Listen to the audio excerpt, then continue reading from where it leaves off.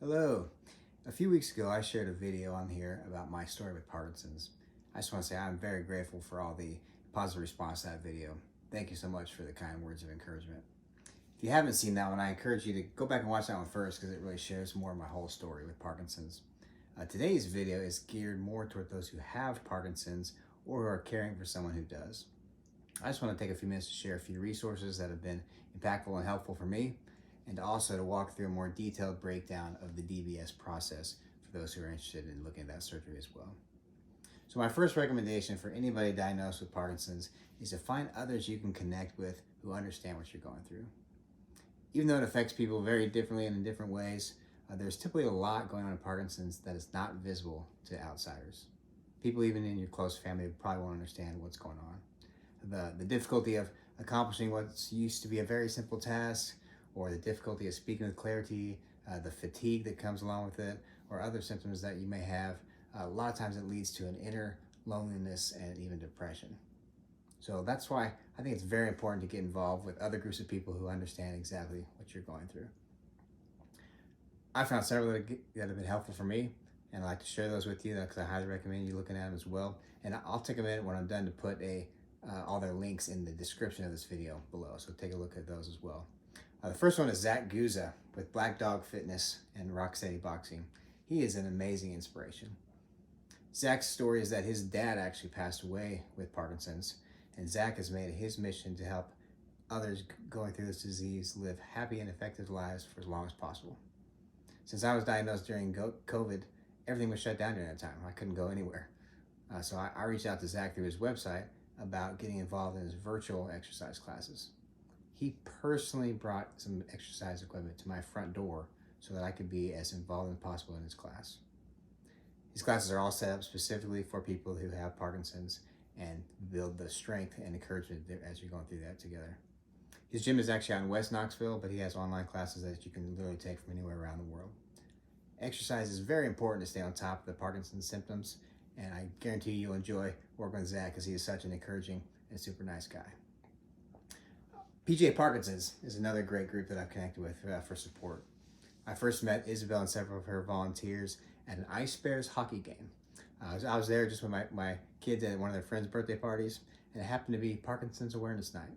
So I connected with their table and talked to Isabel and her volunteers, and found out they are more of a support group, and they have dinners and events all around East Tennessee. This is where I actually met several good friends now that have Parkinson's, and also several of the area medical reps and doctors as well. So I'm greatly appreciative for the connections that I made through this group, and I highly encourage others to join Isabel's group as well. The third group that I recently connected with is Steve Hodges, who's the founder of Kimmy. Steve has had Parkinson's for 15 years, and his organization raises money to fund research grants. Kimmy is named after his two daughters, Kim and Megan, and Kimmy, the name, is symbolic of Steve's desire to find a cure for Parkinson's before the next generation of children everywhere are diagnosed. I love his passion and drive toward this goal, and their organization has been very successful in raising funds for Parkinson's research. So these three groups are all local, right here in Knoxville, Tennessee, but there are also several national organizations that are great resources for information and support as well. A couple that I've read several articles on are the Parkinson's Foundation and the Michael J. Fox Foundation. They are making an incredible impact as well.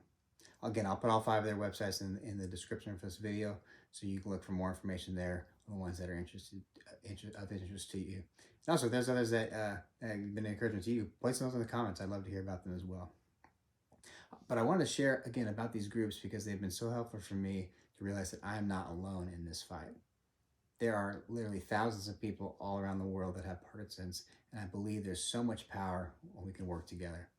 For instance, even those three groups just here in Knoxville, they're all fighting this from various different angles. First, Zach with the importance of exercise, Isabel with the support of building helpful relationships and connections, and then Steve with the impact of researching a cure to stop this disease for future generations. All three of those individuals and their teams have had a huge impact on me, and I encourage those in the Knoxville area to look into joining all three of them as well.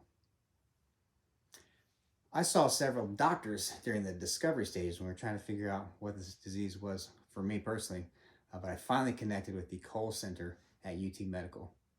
I personally see Dr. Shadi Barbu, and she is fantastic. She's extremely knowledgeable, but she also listens intently to make sure she's understanding how we can work together to reach my goals. And I've heard great things about the other doctors there at the Cole Center, and so I highly encourage reaching out to them if you don't already have a neurologist that you love. You're going to be seeing them a lot, so it's important to be with a doctor that you trust. Through several of these resources where I began hearing more about deep brain stimulation. When I first heard about this brain surgery, I wasn't particularly interested, but I was curious about it. So I talked with a few patients who actually went through the DBS surgery. They went on and on about how much it helped control their symptoms and put so much joy back into their lives. As I started to get more interested, I actually attended a PJ Parkinson's support dinner and met Clint Young, a medical sales rep for Medtronic. He was super helpful in just explaining more about the surgery and how it all works. Clint shared some of the pretty significant advancements in technology and how the device could benefit a variety of symptoms. I was particularly impressed at how, as our symptoms continue to get worse, the signals on this device can be adjusted accordingly to provide help for many, many years. Clint and I stay in touch and have actually met several times since then, and I consider him a good friend through all these discussions. He's never pushed his surgery on me, but graciously answered my questions and walked through all the options with me.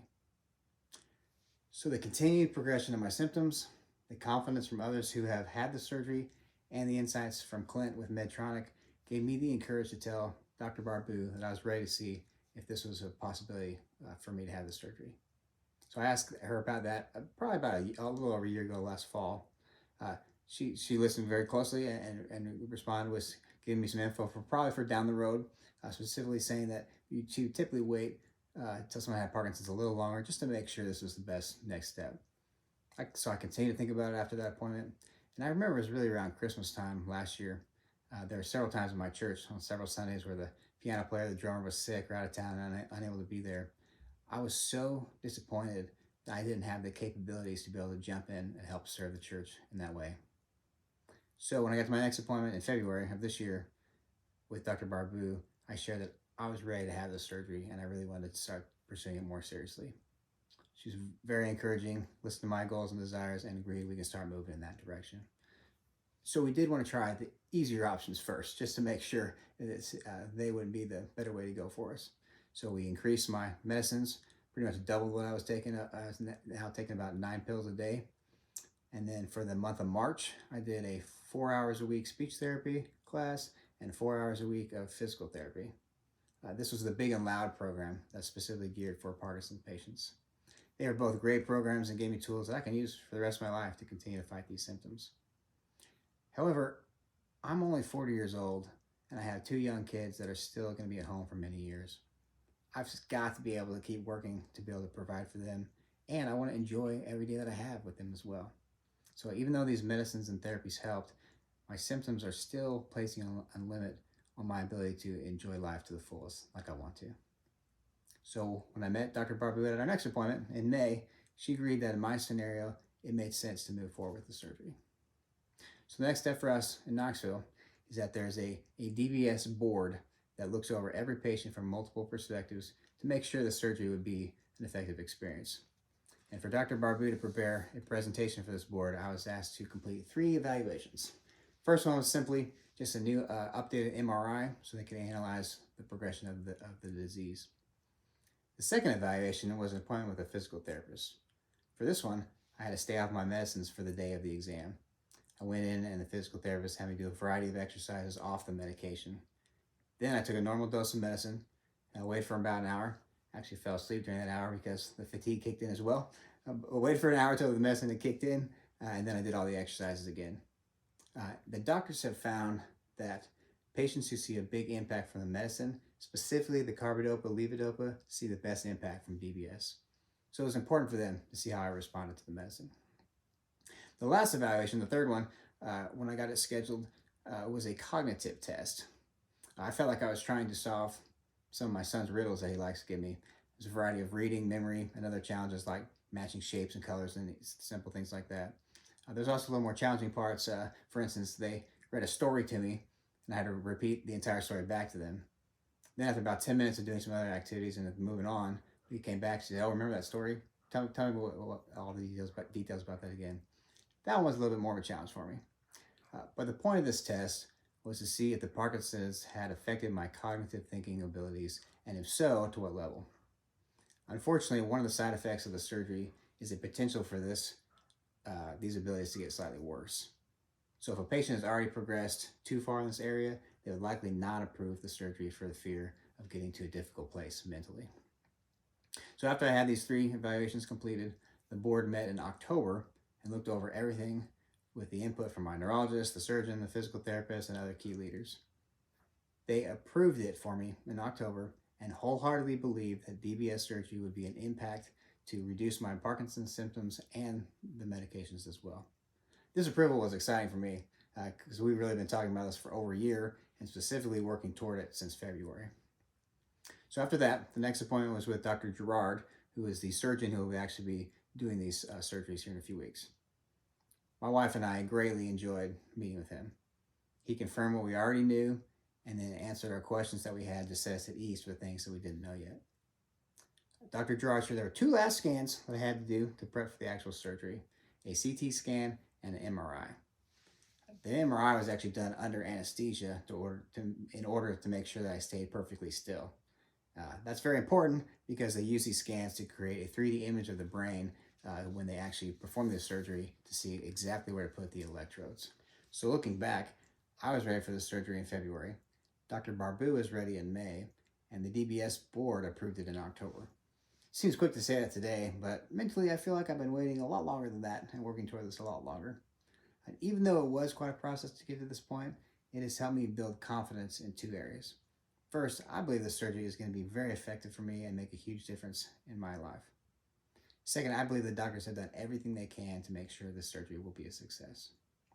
So everything is approved and the surgery is scheduled, and we are down to the last few steps.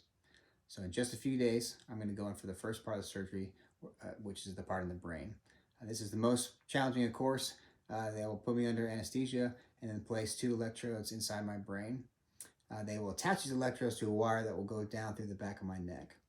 This surgery takes a couple hours, and then I will be in ICU overnight to make sure everything is okay. However, Dr. Gerard shared that after one night in ICU, almost everyone goes home the very next day. So that's pretty incredible. Then I will return back to the hospital the following week for the second part of the surgery. This is when they'll insert the battery pack controller inside my chest. And then they will connect that to those wires that they put behind my neck. This is a simple outpatient surgery, and I'll most likely go home the same day.